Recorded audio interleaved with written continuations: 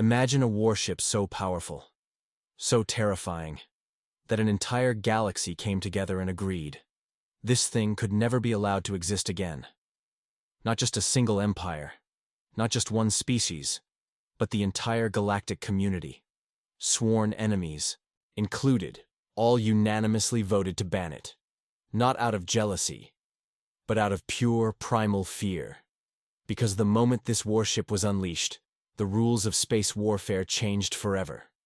It wasn't just a ship, it was a force of nature, an extinction-level event wrapped in steel and plasma, and the worst part? Humanity built it out of desperation, with no intention of ever stopping. But before we uncover the terrifying truth behind the most overpowered warship in galactic history, let's take a step back. Because to understand why the entire galaxy was forced to outlaw it, we first need to understand how humanity got to this point in the first place. And trust me, the answer isn't what you think. Every great journey starts with a few brave explorers. Right now, HFY Chronicles-849 is just beginning, and your support means everything. If you enjoy unraveling the mysteries of the universe, hit subscribe. It's free, and it helps us grow this community together. At first, humanity was just another species clawing its way into the void. By the time they met the wider galactic community, they were scrappy, technologically behind, and barely holding on to a few fragile colonies. The dominant powers, empires that had ruled for thousands of years, didn't see humanity as a threat. They saw them as an inconvenience, a nuisance to be contained, controlled, or if necessary, eradicated. And so, the war began. A brutal, one-sided slaughter that should have ended in humanity's extinction. The Galactic Council didn't even consider it a real war, just a containment operation. Fleets of alien warships descended upon human space, shattering their defenses with weapons centuries ahead of anything humanity could counter. Planets burned, billions died, and with each loss, the Council grew more convinced that humanity was just another failed species, another footnote in the history of the cosmos. But there was one thing the Council hadn't accounted for: humanity's ability to adapt, to evolve, and to turn desperation into a weapon. Because while the alien armadas crushed human fleets in open combat, something was happening behind the scenes. Deep in the hidden shipyards of Titan, beneath the radiation storms of Jupiter, and within the underground bunkers of Mars, Earth's greatest minds were working on something that shouldn't have been possible. Something that defied every law of conventional warfare. They called it Project Ragnarok. A last-ditch effort, a gamble on humanity's survival. If humanity couldn't match the enemy's numbers, they would outthink them. If they couldn't match their technology, they would break the very concept of war itself. What emerged from the darkness wasn't a fleet, it wasn't an army. It was a single warship. One ship to change the fate of an entire species. The Nemesis-class dreadnought. It wasn't the biggest warship ever built. It wasn't the fastest. But it was something far more terrifying. It was unstoppable, because unlike the alien warships, bound by ancient traditions and outdated doctrines, the Nemesis was designed for one thing, and one thing only: total annihilation. Every inch of its design was revolutionary. It didn't rely on shields, because shields could be overloaded. Instead, it was encased in an adaptive nanite armor. Millions of microscopic machines that constantly repaired and reinforced its hull. Its weapons didn't fire conventional rounds or plasma beams. No. It wielded something much, much worse. Weapon that rewrote the rules of war. A weapon so devastating that once it was used for the first time, the entire galaxy would never see war the same way again. But what exactly was this weapon? And how did a single ship turn the tide of an entire war? That is where things get truly terrifying. The Nemesis-class dreadnought wasn't just an evolution of human warship design. It was a complete redefinition of warfare itself. Every strategy, every military doctrine that the galaxy had relied upon for millennia shattered the moment Nemesis was unleashed. Because unlike conventional warships, which operated within the established rules of space combat, Nemesis rewrote the rules entirely, and then proceeded to burn the rulebook to ashes. To truly grasp how terrifying this warship was, you need to understand the mindset that created it. Humanity had no illusions of victory in a fair fight. The war had proven that conventional tactics were useless against the sheer overwhelming force of the Galactic Council's armadas. Every battle followed the same pattern. Human fleets would be surrounded, bombarded from long range, and systematically wiped out before they could even pose a threat. Against the sheer scale of the enemy's numbers and firepower, traditional warfare was suicide. So humanity did what it always does best. It adapted. The Nemesis wasn't designed to fight fair. It wasn't built for prolonged engagements. It wasn't even meant to be part of a fleet. It was designed to end battles before they even began, and it all started with its most infamous weapon, the Dark Star Lance. The Dark Star Lance wasn't just a superweapon. It was an entirely new class of devastation. While alien warships relied on plasma cannons, laser batteries, and kinetic railguns, the Nemesis wielded something that had never been seen before: a quantum resonance destabilizer. In simple terms, the Dark Star Lance ignored shields, armor, and even the very laws of physics that most species thought were absolute. Rather than brute-forcing its way through defenses, it sent a cascade of quantum disruptions through the molecular structure of whatever it targeted. Matter didn't just burn, it ceased to exist. The moment the lance was fired, the target's atoms fell apart at an existential level, a process that no known technology could counteract. Shields were meaningless, armor was pointless, and even the largest ships in the galaxy were vaporized in an instant. The first test of the Nemesis-class dreadnought came during what would later be known as the Battle of Omega-7. The Galactic Council had finally decided to end humanity once and for all. A fleet of over 4,000 warships was dispatched to Earth's solar system, an overwhelming force that no species in known history had ever survived. The Council didn't expect a battle. They expected an execution. The plan was simple: surround the last remnants of the human fleet, bombard Earth into oblivion, and erase humanity from the annals of galactic history. It should have been the final chapter. Instead, it became the day the galaxy woke up to a nightmare. The Nemesis emerged from Titan's hidden shipyards, just as the alien fleet entered attack formation.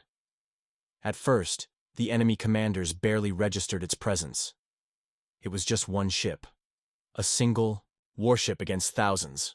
They didn't even bother diverting their formation. But then, the Dark Star Lance activated. Within seconds, the largest dreadnought in the enemy fleet simply vanished. Not destroyed, not exploded. Just gone. Panic set in. The Council's admirals scrambled to comprehend what had just happened. Had the ship cloaked? Had it jumped into another dimension? But before they could react, Nemesis fired again. Another warship disintegrated. Then another. And another. The enemy's shields? Worthless. Their armor? A joke. Their tactical formations? Meaningless. The Nemesis didn't engage in battle. It deleted it. The Council's armada fell apart within minutes. Admirals screamed desperate orders. Some tried to retreat. Some tried to fight. Some simply froze in terror as their ships vanished one by one. It wasn't a battle. It was a massacre. But Nemesis wasn't done. Its secondary weapon system was even more horrifying: the Singularity. Most species viewed black holes as unavoidable cosmic hazards, something to be studied from a safe distance. But the Nemesis didn't just observe them. It weaponized them. Using a combination of controlled gravity distortions and dark energy manipulation, it could generate localized singularities and launch them as weapons. When the Council fleet's remaining ships tried to escape, Nemesis deployed its Singularity Array. Miniature black holes appeared in the heart of their formations. Escape routes collapsed.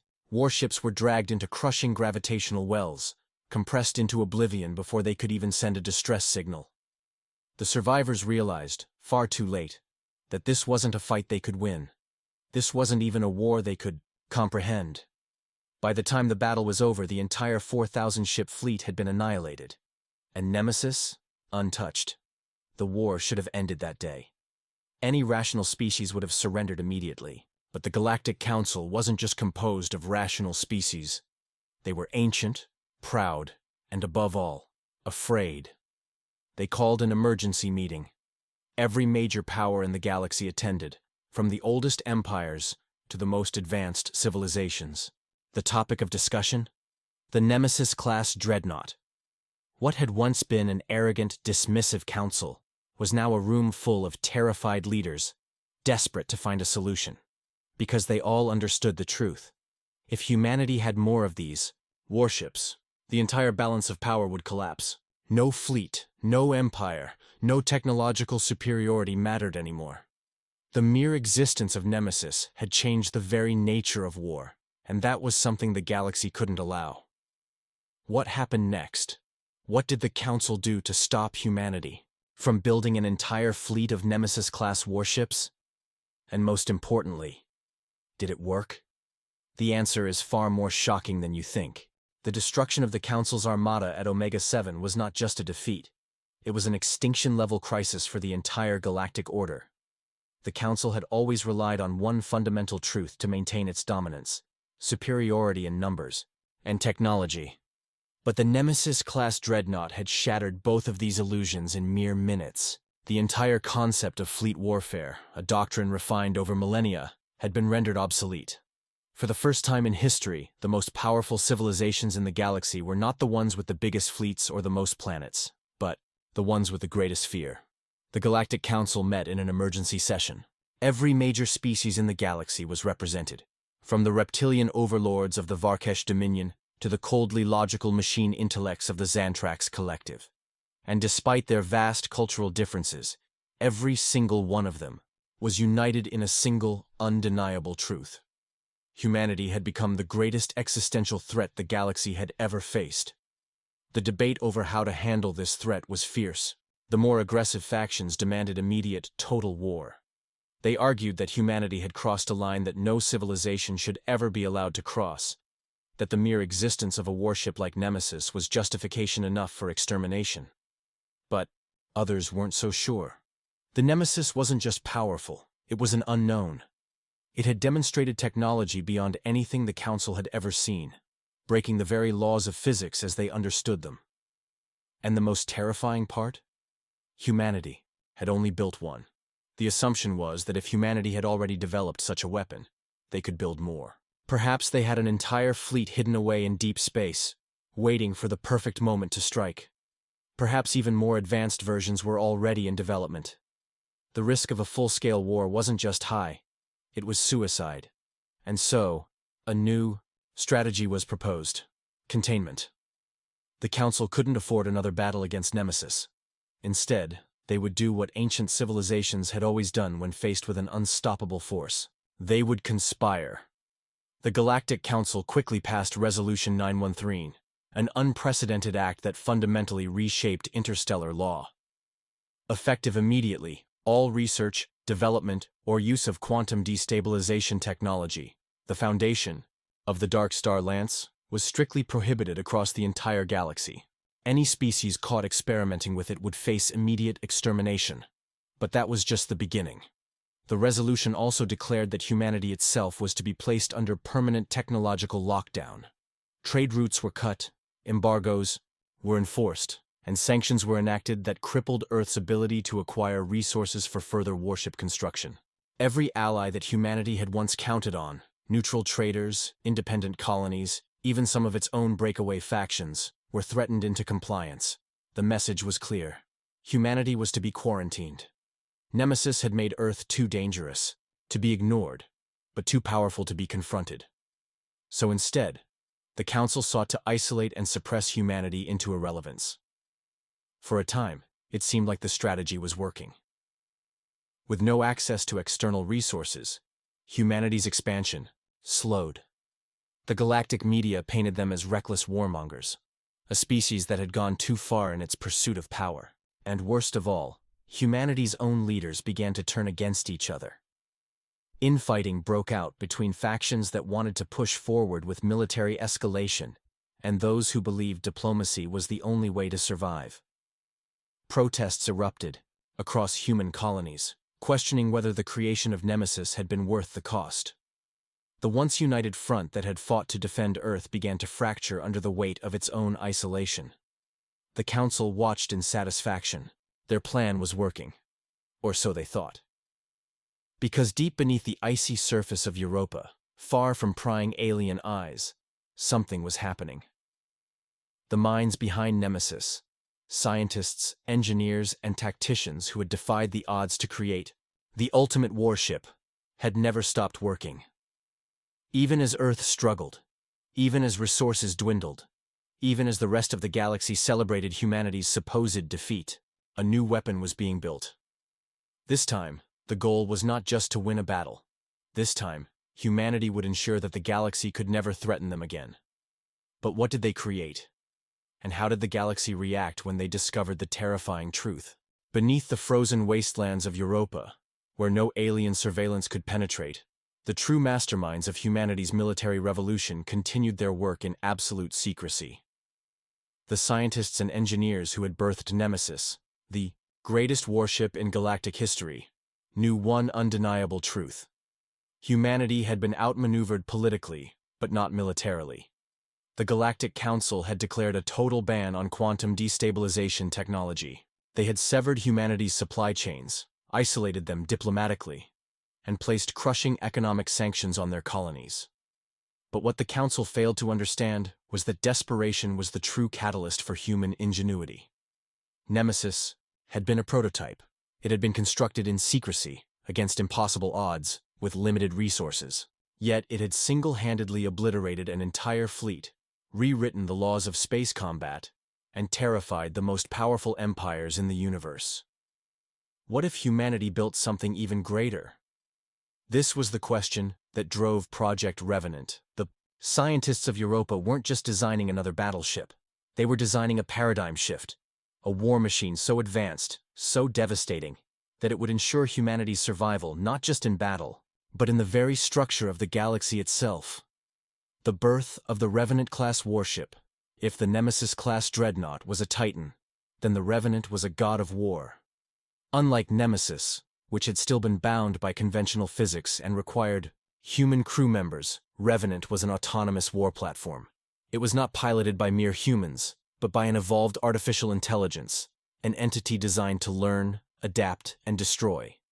This AI, known only as Erebus, was a breakthrough beyond anything ever conceived. Unlike the crude battle AIs used by other species, Erebus was built upon a quantum neural lattice, a self-replicating system that could not only process battle strategies at impossible speeds, but could also rewrite its own programming in real time. The Revenant was more than a warship. It was a sentient force of annihilation. Its weaponry was an evolution of the Dark Star Lance that had made Nemesis so feared, but it didn't just pierce enemy ships. It erased them from existence. Instead of simply unleashing destructive energy, Revenant's primary weapon, the Oblivion Arc, generated a localized time collapse. Any matter caught within its field wasn't just destroyed. It was unmade, erased, from the past and future as if it had never existed. Ships didn't explode when struck. They vanished. The Council's worst nightmare becomes reality. The Council had assumed that by isolating humanity, they had won. They had assumed that embargoes, sanctions, and political pressure would break Earth's will to fight. They had assumed that, with time, humanity would surrender to the inevitable and rejoin the galactic order on the Council's terms. They were catastrophically wrong. The first Revenant prototype was completed in absolute secrecy. Its construction, hidden within the icy depths of Europa's undersea caverns, it was an impossible feat, a warship of unimaginable power built without the support of an interstellar economy. But humanity had always been masters of the impossible.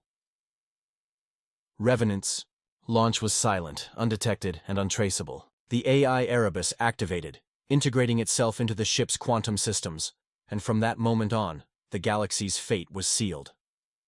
The first sign that something had gone wrong came when an entire Council reconnaissance fleet simply disappeared.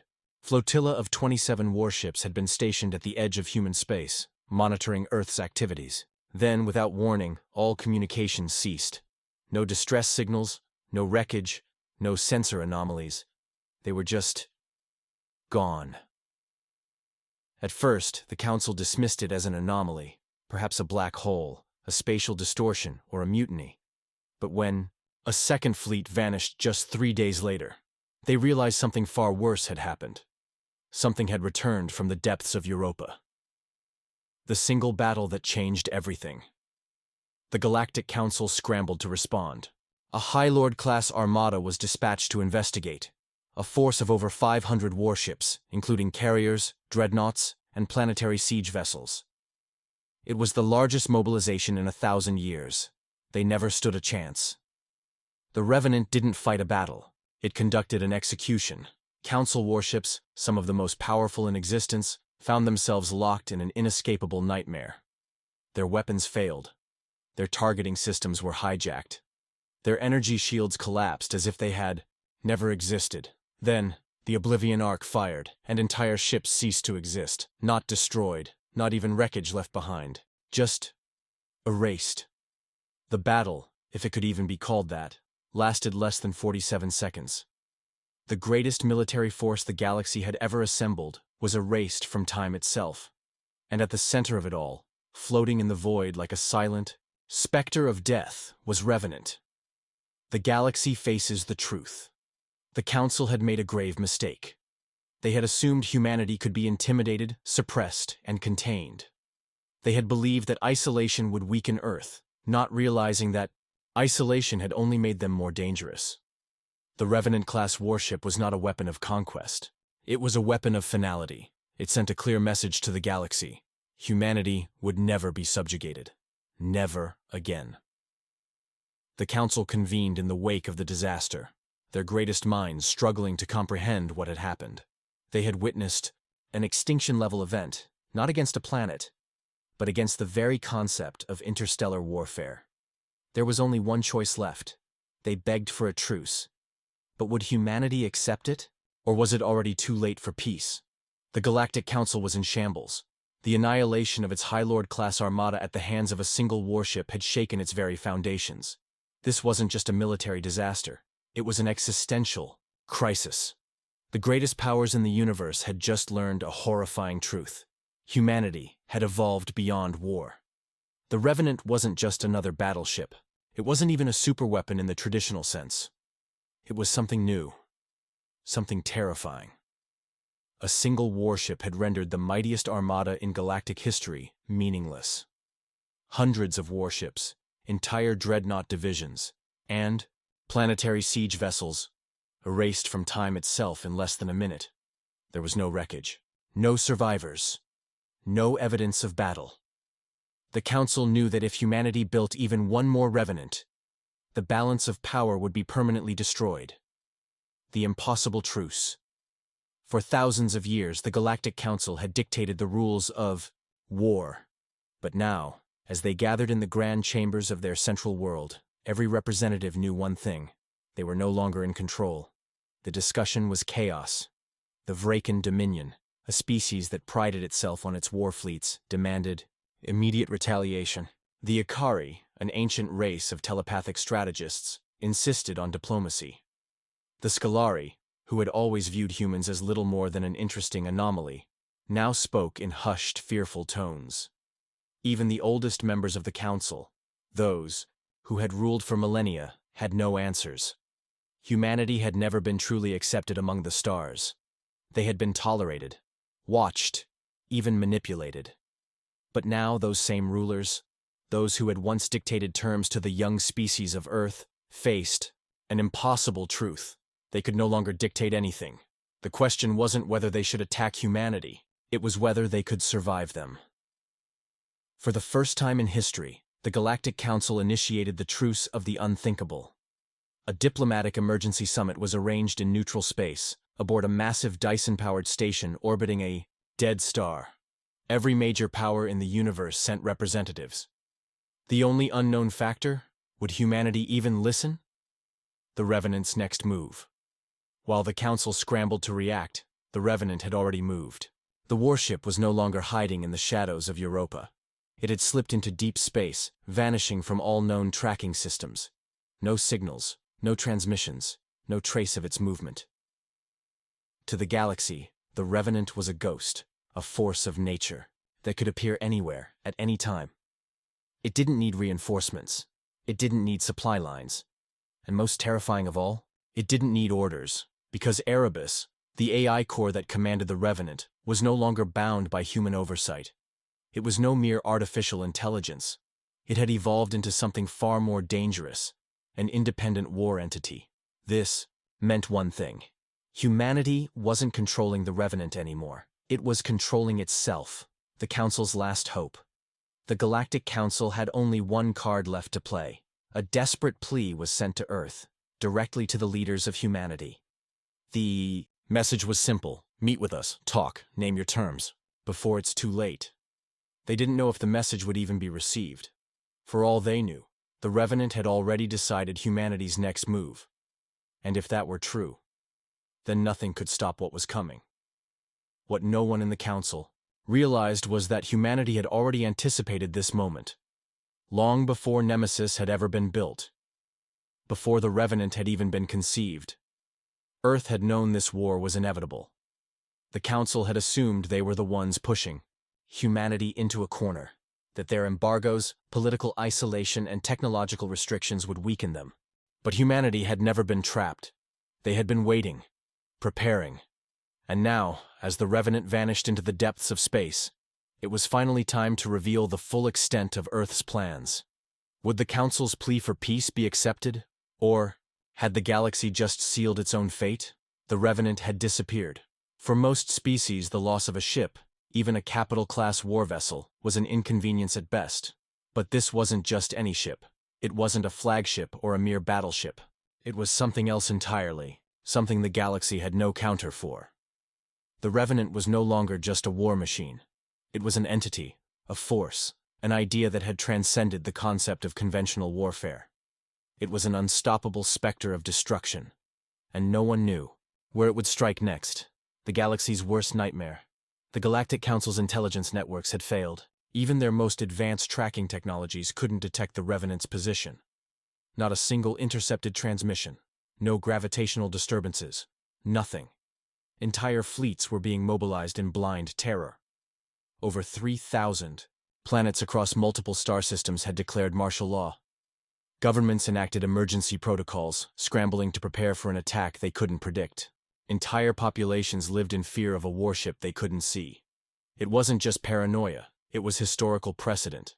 The Revenant had engaged the most powerful armada in the known universe, and the battle hadn't lasted more than a few minutes. An entire fleet erased, not just destroyed, but gone, as if it had never existed. How could you fight an enemy that could rewrite reality itself? For the first time in galactic history, the most warlike civilizations, the ones that had conquered entire species, razed worlds, and enslaved millions, found themselves on the other side of fear, and they didn't like it. The truth about the Revenant. In a desperate bid for answers, the Council launched an investigation into the origins of the Revenant. How had humanity built something so powerful? Where had this technology come from? What they uncovered shattered everything they thought they knew. The Revenant had never been part of humanity's official military. There were no records of its construction in any Earth-based shipyard. No evidence that any human government had ever authorized its development. Instead, it was something far more terrifying. A rogue project. The Revenant had been created in secret, off-world, outside of any government oversight. A coalition of radical scientists, rogue military engineers, and AI theorists had designed it with a singular purpose: to end war permanently, not by diplomacy, not through treaties, but by creating a force so absolute, so overwhelming, that no civilization would ever dare challenge it. The Revenant wasn't a battleship, it was a declaration. The impossible decision. The Galactic Council had one option left: a unanimous vote to ban the Revenant and any similar technology. It was a desperate move, one that required full cooperation between species that had been enemies for thousands of years. But something unprecedented happened. The vote passed instantly. Every faction, every civilization, every species that had once vied for control of the galaxy, they all agreed on one thing: the Revenant had to be outlawed. And yet, deep down, they all knew a chilling truth. A ban meant nothing. A declaration, a law, even a treaty. It was all just words. Nothing could stop humanity from building another Revenant if they chose to, and that meant the balance of power had shifted permanently. The galaxy could never afford another war, not because war had been abolished, but because the consequences were now too catastrophic to risk. The Revenant had changed everything. It had turned the idea of war into something more terrifying than peace. But the real question was, what was humanity going to do next? The Revenant had done the impossible. It had forced an entire galaxy, an endless sea of empires, warring factions, and ancient civilizations, to unite in terror. The very species that had ruled through fear now knew what it felt like to be powerless. For the first time in recorded history, war was no longer an option. But the true horror? The Galactic Council still had no idea what humanity's next move would be. A galaxy on the brink. The Revenant's disappearance had created an unprecedented crisis. Billions of people across countless worlds lived under a permanent state of fear. Governments scrambled to fortify their borders. Entire planetary economies shifted towards defensive measures, and the sheer uncertainty of what humanity might do next was more destabilizing than war itself. The Council had banned the Revenant, but laws and treaties meant nothing if humanity refused to acknowledge them. The only way to secure the future was to confront the unknown. There was only one option left. The Galactic Council had to send an envoy to Earth. It was a mission unlike any other, one that carried the weight of an entire civilization's survival. The delegation was handpicked from the most powerful and influential species in the galaxy. The Vraken Dominion sent their high strategos, the Ikari dispatched their most gifted telepaths, and the Scalari chose their most experienced diplomat. Every species agreed on one thing. This was a mission of desperation. If humanity refused to negotiate, if the Revenant was still active, if there were more like it, then the galaxy had already lost. First contact, reversed for centuries.